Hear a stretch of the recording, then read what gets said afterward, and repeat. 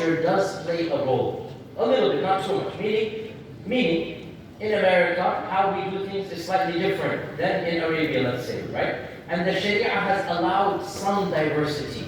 So because I'm not from your land particularly, I don't want to be too specific, but I'll speak generically. What is clear-cut haram is lustful, gaze and touching and being alone. And what is clearly halal, it is to be in a room like this, brothers and sisters. It is to be in a corporate office, men and women. It is to be in the hospital, nurses and doctors. You're in public and you're interacting in a dignified manner. There should be no sin at all in this at all. In the middle, there are gray areas. My advice is to go to a scholar that is, inshallah, understanding of this diversity so that you can navigate. Also, I want to say one thing.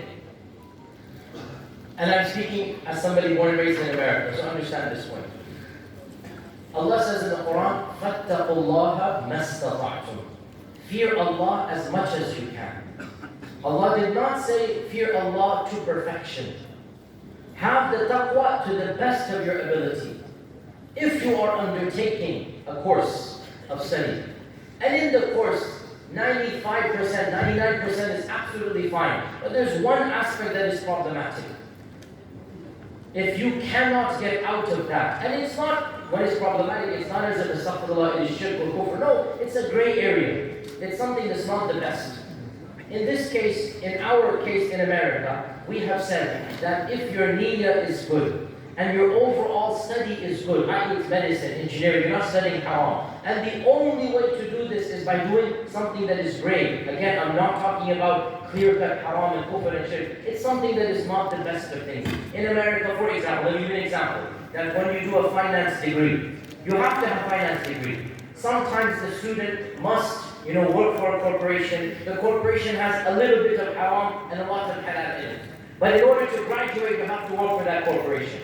What is the alternative? You don't study, we don't have any Muslim in finance, we don't have any Muslim studying in the economic industry. That's not good for the ummah.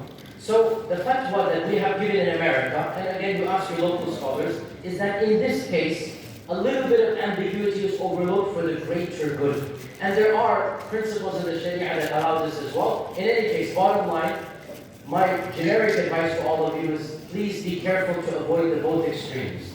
The both extremes. The first extreme, everything halal, everything okay. The other extreme, the smallest gray area becomes haram, and because of that, I'm going to sit at home and do nothing. No, you have to live in this world.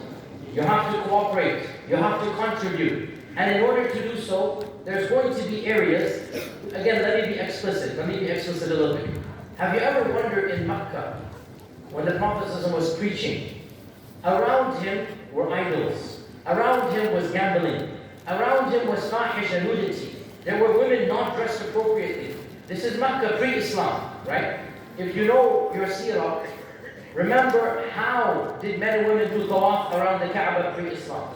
And this is happening in public. In that society, the Sahaba lived, the Prophet ﷺ. Think about that. In that society, the Prophet ﷺ lived. What are you going to do? Run away?